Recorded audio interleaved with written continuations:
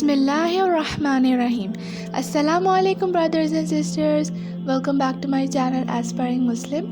In this video I'm gonna be explaining how prayer is nourishment for the soul. So while food is the nourishment of the body, prayer is the nourishment of the soul, which is even more important than food. And that is because soul is the most essential element of life, right?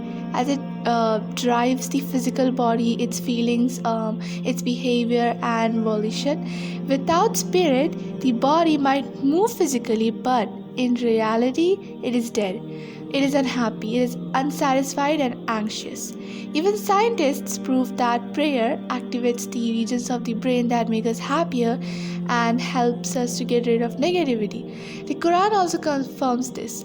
A very famous ayat, Verily, in the remembrance of Allah do hearts find rest. However, prayer won't bring this inner happiness and tranquility unless it is filled with Khushu. Khushu is the soul of the prayer, the meditative state one goes into when he or she enters the prayer. The person becomes calm and enjoys the proximate relationship with Allah by moving slowly and pondering on every verse one recites. Thus, prayer is kind of meditation for Muslims and an opportunity to relax the mind, which is one of the keys to stay productive the whole day. And that is how prayer, and that is the way food provides nourishment to the body, provides energy to the body.